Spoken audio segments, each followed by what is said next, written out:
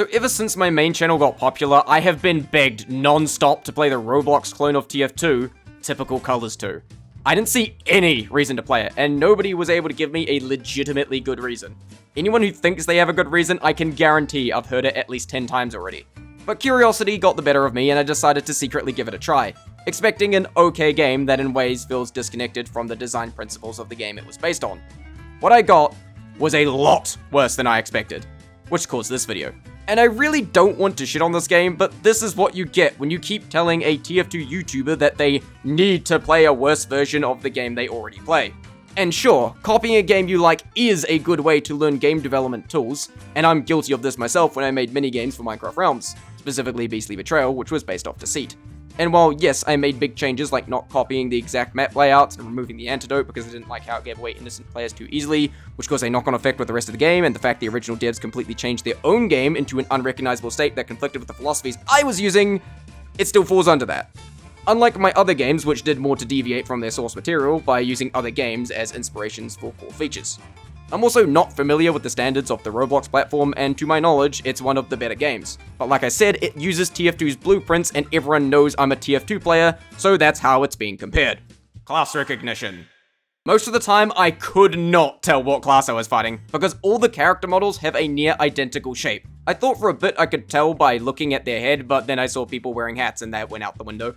The only time I've ever had trouble telling what class I'm fighting in TF2 is either because of a glitch, or a disguised spy, which is intentional. No matter how many wacky cosmetics someone puts on, I could still instantly tell at a glance.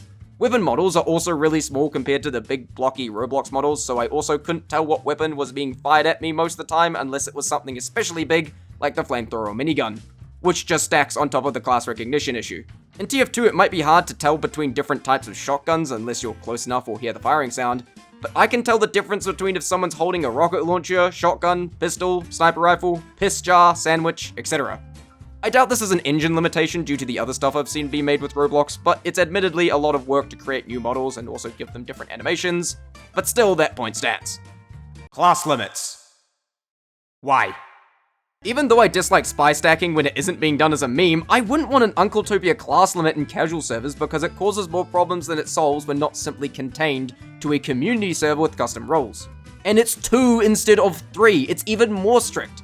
I also found this just encourages people to insta-lock classes like Agent and not switch off, because someone might steal your favorite class off you. Speaking of Agent, cloak feedback.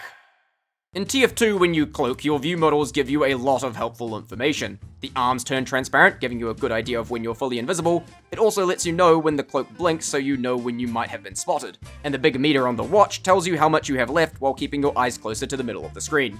TC2 does none of this. I do not have a good sense of when I'm invisible because there is basically no effect, other than this little arm popping up that doesn't even show a clear meter, so I have to keep looking into the corner. I'm basically just having to guess when I'm cloaked instead of actually feeling like I'm invisible. And because I didn't have any AU/NZ servers to play on, I was at a constant 300 ping, and when I tried to cloak, my inputs would sometimes be delayed or dropped entirely, and I couldn't even tell if it worked or not due to the lack of feedback. Actually, looking back at the footage, your hands do become a little bit transparent, but the fact I couldn't tell says a lot. It also didn't help that the game does a poor job of instantly and intuitively communicating when you've been set on fire. I would only realize once I noticed my health draining and this little fire icon that appeared next to it. This isn't just a problem I've never had in TF2. This is never a problem I've had in any other game I've played.